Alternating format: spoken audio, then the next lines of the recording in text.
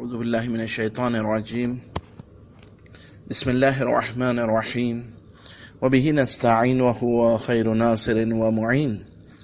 سلسلہ دروس معارف قرآن و اہل بیت میں ماہ رمضان کے عنوان سے 19واں درس ہے۔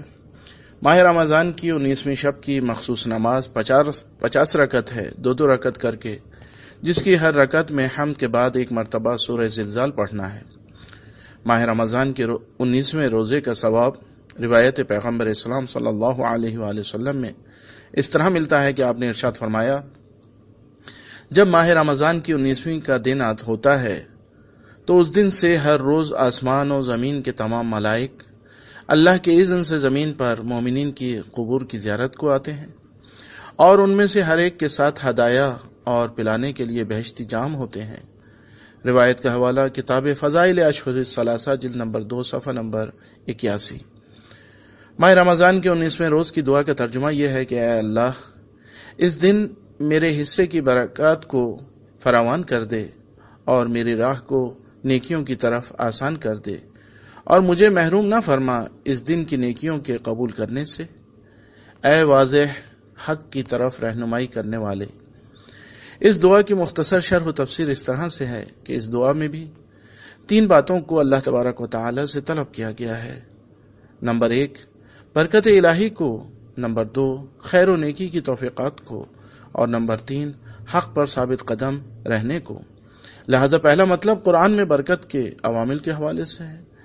کہ قرآن میں چند چیزیں برکت کا سبب قرار دی گئی ہیں۔ نمبر 1، تقوی و پرہیزگاری کو، جیسا کہ سورہ اعراف کی آیت نمبر 96 میں ارشاد ہوا،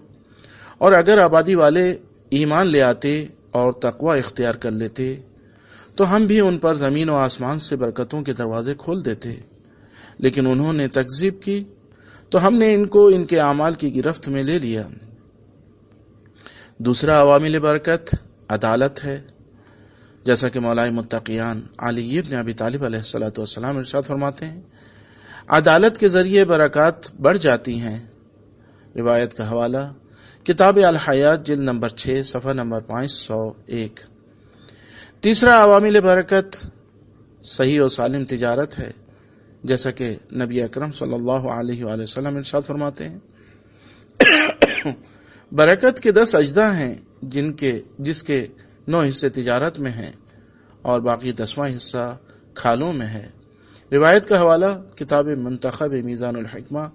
حدیث نمبر 7066۔ چوتھا عوامل برکت اولاد صالح ہے، جیسا کہ نبی اکرم صلی اللہ علیہ وآلہ وسلم نے ارشاد فرمایا،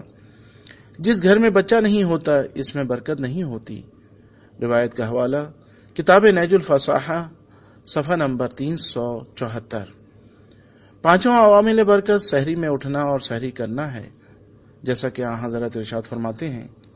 سحری کیا کرو کیونکہ سحری باعث برکت ہوتی ہے۔ روایت کا حوالہ بحار الانوار جلد نمبر 59 صفحہ نمبر 292۔ چھٹا عوامل برکت قرض دینا، جو گندم کو ملا کر استعمال کرنا ہے، اس میں ہے، جیسا کہ حضرت ارشاد فرماتے ہیں، 3 چیزوں میں برکت ہے، معینہ مدت کی تجارت میں، قرض کے لین دین میں، گھروں کے صحیح استعمال میں۔ لہذا روایت کا حوالہ نیج الفصاحہ صفحہ نمبر 415۔ روایات میں ان چیزوں کا بیان جو نزول برکات میں مانع ہوتی ہیں۔ پہلی 4 چیزیں خیانت، چوری، شراب نوشی، زنا ہے، جیسا کہ نبی اکرم صلی اللہ علیہ وآلہ وسلم نے ارشاد فرمایا، 4 کام برکت کے اٹھ جانے اور بربادی کا سبب بنتے ہیں۔ نمبر 1 خیانت، نمبر 2 چوری، نمبر 3 شراب خواری، اور نمبر 4 زنا۔ روایت کا حوالہ کتاب منتخب میزان الحکمہ حدیث نمبر 7067۔ پانچویں چیز جو مانع نزول برکت ہوتی ہے وہ گناہوں کا عام ہو جانا ہے، جیسا کہ حضرت کا ارشاد ہے، جب گناہ عام ہونے لگتے ہیں تو برکتیں ختم ہونے لگتی ہیں۔ روایت کا حوالہ کتاب منتخب میزان الحکمہ جلد نمبر 7 صفحہ نمبر 59۔ چھٹی چیز جو معنی برکت ہوتی ہے وہ پرہیزگاری و امر بالمعروف عن المنکر کا ختم ہو جانا ہے،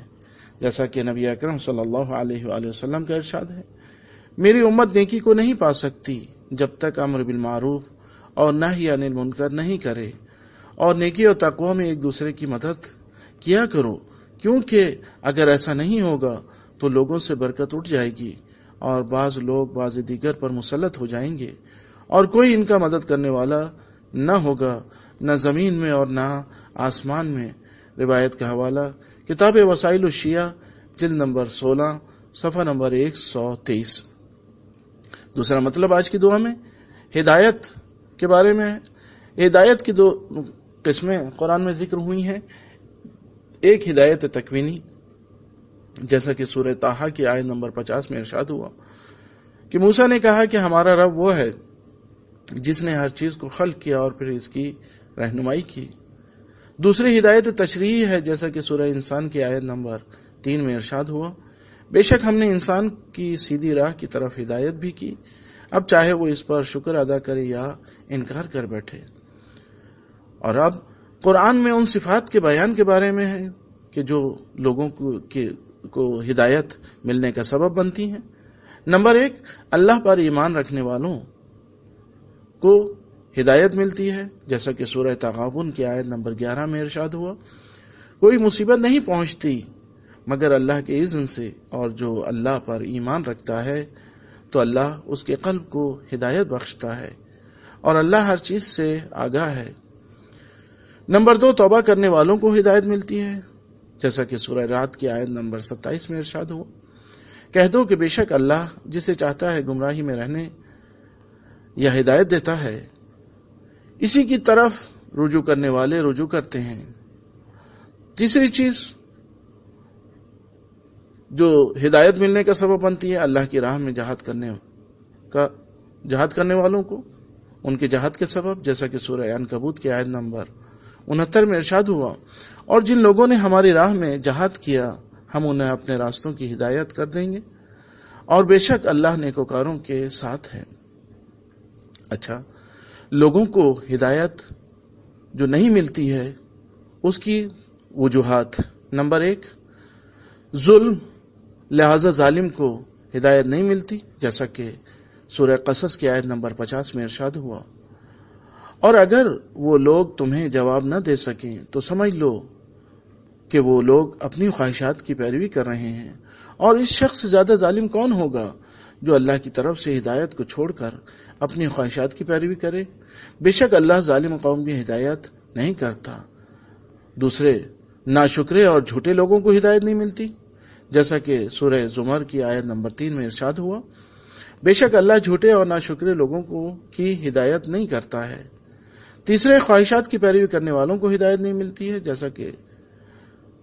مولا متقیان علی ابن ابی طالب علیہ السلام کا فرمان ہے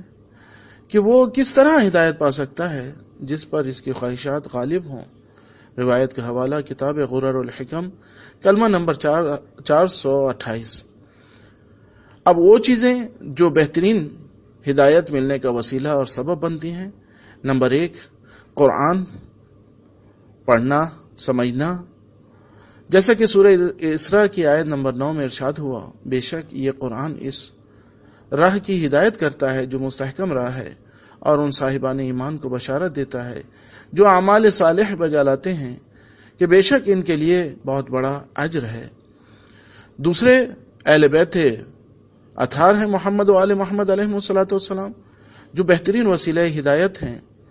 جیسا کہ نبی اکرم صلی اللہ علیہ وآلہ وسلم نے ارشاد فرمایا، میں تم لوگوں کے درمیان 2 گراں قدر چیزیں چھوڑے جا رہا ہوں، ایک کتاب الہی، دوسری میری اطرت، جب تک تم ان دونوں چیزوں سے تمسک رکھو گے گمراہ نہیں ہوگے، اور جو بھی میرے بعد میری اطرت سے تمسک رکھے گا وہ کامیاب ہونے والوں میں قرار پائے گا۔ روایت کا حوالہ کتاب اعمالیہ صدوق صفحہ نمبر 415۔ تیسرا مطلب آج کی دعا میں قرآن میں خیر و نیکی کے مصادیق کے بارے میں ہے۔ خیر و نیکی کے مصادیق میں علم و دانش پہلا مصداق ہے کہ جو انسان کو خیر و نیکی ملنے کا سبب بنتا ہے، جیسا کہ سورہ بقرہ کی آیت نمبر 69 میں ارشاد ہوا، اللہ جسے چاہتا ہے حکمت عطا کرتا ہے، اور جسے حکمت عطا کر دی گئی گویا اسے خیر کثیر عطا کر دیا گیا، اور اس بات سے کوئی نصیحت حاصل نہیں کرتا سوائے صاحبان عقل کے۔ دوسری چیز جو خیر و نیکی کے حاصل ہونے کا سبب بنتی ہے وہ ہر طرح کے نیک کام ہیں، جیسا کہ سورہ آل عمران کی آیت نمبر 114 میں ارشاد ہوا، وہ اللہ اور آخرت کے دن پر ایمان رکھتے ہیں اور نیکیوں کا حکم دیتے ہیں اور برائیوں سے روکتے ہیں اور نیکیوں کی طرف سبقت کرتے ہیں، اور یہی لوگ نیک کردار لوگوں میں سے ہیں۔ تیسری چیز جو خیر و نیکی کا مصداق بن سکتی ہے، سبب بنتی ہے، مال کا صحیح استعمال، جیسا کہ سورہ بقرہ کی آیت نمبر 180 میں ارشاد ہوا، لوگوں پر فرض کیا گیا ہے کہ جب تم میں سے کسی کی موت کا وقت آ پہنچے تو اگر وہ حلال مال چھوڑ کر جا رہا ہو تو اس کے بارے میں والدین اور رشتہ داروں کے لیے نیک طریقے سے وصیت کرے، یہ پرہیزگاروں پر حق ہے۔ وآخر دعوانا ان الحمد للہ رب العالمین۔